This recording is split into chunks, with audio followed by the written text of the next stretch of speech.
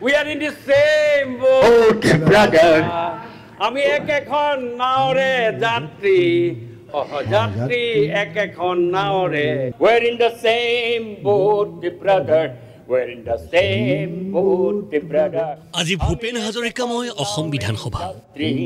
আমি একেখন নাওৰে যাত্ৰী সুধাকণ্ঠৰ বাবে বিধানসভাৰ বিশেষ অধিৱেশন বিপৰীতেও যায় না আমি একেখন মোহনবাৰী বিমানবন্দৰ ডক্টৰ ভূপেন হাজৰিকাৰ নামেৰে নামাঙ্কিত কৰাৰ প্ৰস্তাৱ অসম বিধানসভাৰ অসম বিধানসভাৰ প্ৰক্ৰিয়া আৰু কাৰ্য পৰিচালনা নিয়মাৱলীৰ 117 নং নিয়ম অনুসৰি ডিব্ৰুগড় বিমানবন্দৰটো ভাৰত ৰত্ন ভূপেন হাজৰিকা বিমানবন্দৰ ডিব্ৰুগড় নামেৰে নামাকৰণ কৰিবলৈ কেন্দ্ৰীয় চৰকাৰক অনুৰোধ জনাই আজি বিধানসভাই সৰ্বসন্মতক্ৰমে প্ৰস্তাৱ গ্ৰহণ কৰে টুইটাৰ পৰা মিছিছিপি হৈ ভলগাৰ ৰূপ চালো ইয়াৰ পিছত অসম বিধানসভাৰ পৰিৱেশেই হৈ পৰিল সুকীয়া মই ইলুৰাৰ পৰা পুৰণি ৰহন চিকাগোলৈ কঢ়িয়ালো প্ৰথমে উঠিল প্ৰশান্ত ফুকন চনবেৰ মিনাৰতো শুনা পালো মন্ত্ৰী ফুকনে মাথো কৈ গ'ল গাই গ'ল তেওঁ এটা গীতেৰে সদায় মানুহক আপ্লুত কৰিছিল মই কহিমাৰে আধুনিকা ডালিম মই গদা পানী আধুনিক ভয়ামৰ আমি আজি সহ যাত্ৰী গুৱাহাটী অভিমুখে নিশাৰ ৰেলত এই যে সমন্বয়টো আজি আপোনালোকে কি ধৰণেৰে কয় চিয়াঙৰে গালং লুইতৰে খামটি তীৰা পৰে ৱাংচুৱে মোক কিয় মাতিছে আপাতনি ভনীতি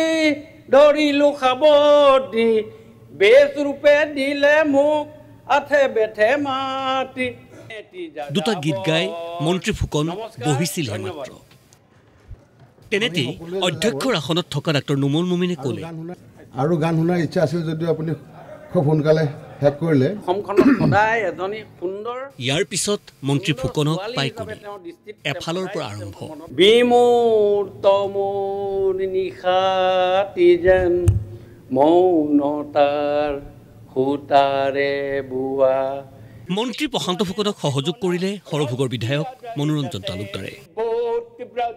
We're in the same boat, brother. We're in the same boat, brother. উপাধ্যক্ষ ডক্টৰ মমিনে আকৌ ক'লে Boat, brother. We're in the same boat, brother.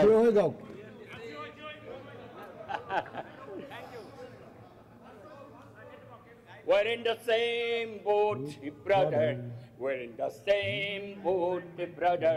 If you tip one in a pecona, rocks the other in the same boat, brother. We're in the same boat, brother. We're in the same boat, brother.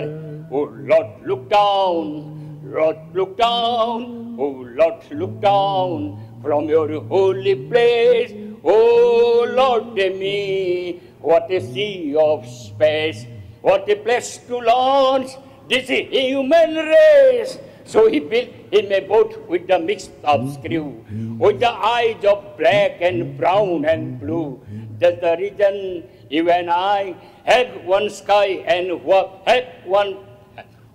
have one world and have one sky. We're in the same boat, brother. এইবাৰ অসম গণ পৰিষদৰ সভাপতি অতুল বৰাৰ পাল পিছে মন্ত্ৰী বৰাই প্ৰথমে ক'লে বা গীতৰ কলি মই প্ৰশান্ত ফুকন ডাঙৰীয়াই খুব গীতেৰে মাতেৰে ভূপেনদাৰ স্বৰচিত গীতেৰে মাতেৰে আপোনালোকক মনোৰঞ্জন দিলে আৰু সন্মানীয় মনোৰঞ্জন তালুকদাৰেও সকলোকে মনোৰঞ্জন দিলে মই ইমান মনোৰঞ্জন দিব নোৱাৰোঁ কাৰণ মই অলপ চিধা কথা কওঁ তথাপি তেখেতৰ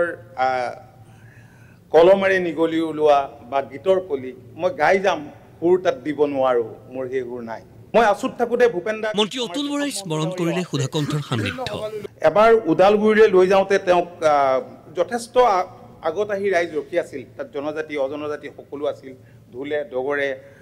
বাগৰুম্বা ডেন্সেৰে যেতিয়া আমি আগুৱাই লৈ গৈছিলোঁ তেতিয়া যথেষ্ট দূৰ খোজ কাঢ়িবলগীয়া হৈছিল তেখেতে তাৰপৰা কৈছিল যে অতুল তোমালোকে মোক মৰম দিবলৈ আনিলা মই বোলো হয় ভূপেনদা মৰম দিবলৈ আনিলোঁ হাই মৰম দিবলৈ আনিছা তোমালোকে মোক শাস্তি দিবলৈ আনিছা মই নাযাওঁ এনেকৈ বুলি মানে তাতে ৰৈ পেলাই নাযায় এতিয়া ইফালেও নিব নোৱাৰোঁ সিফালেও নিব নোৱাৰোঁ কিদৰে ডক্টৰ ভূপেন হাজৰিকাই অসম আন্দোলনক ত্বৰান্বিত কৰিছিল শুনক জুয়ে পুৰা 83 নিৰ্বাচনী বছৰ মোৰ ভাইটি নোহোৱা হ'ল জাননে খবৰ তই জাননে খবৰ কিমান হৃদয়স্পৰ্শী কিমান অন্তৰস্পৰ্শী আছিল আৰু এই গীতে নতুন প্ৰজন্মক বিশেষভাৱে কেনেকৈ আকৰ্ষিত কৰিছিল আৰু আন্দোলনত জঁপিয়াই পৰিছিল সেয়া আমি চকুৰ আগত দেখিছিলোঁ এইবাৰ মন্ত্ৰী অতুল বৰাই ৰাখিলে এক বিশেষ প্ৰস্তাৱ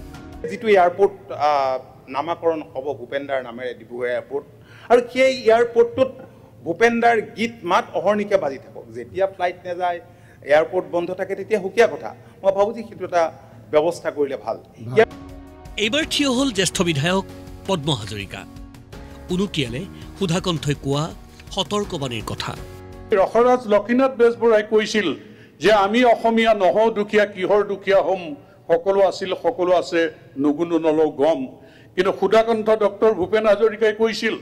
যে আমি অসমীয়া নহওঁ দুখীয়া বুলি সান্তনা লভিলে নহ'ব আজিৰ অসমীয়াই নিজক নিচিনিলে অসম যে ৰসাতলে যাব এইখন অসমৰ সমন্বয় সম্প্ৰীতিৰ এনাজৰীলাত জলকীয়াল কৰি খিলঞ্জীয়া মানুহখিনিৰ নিৰাপত্তা সুনিশ্চিত কৰি এখন শক্তিশালী ভেটি গঢ়িবৰ কাৰণে সুধাকণ্ঠ ডক্টৰ ভূপেন হাজৰিকাৰ আদৰ্শৰে আমি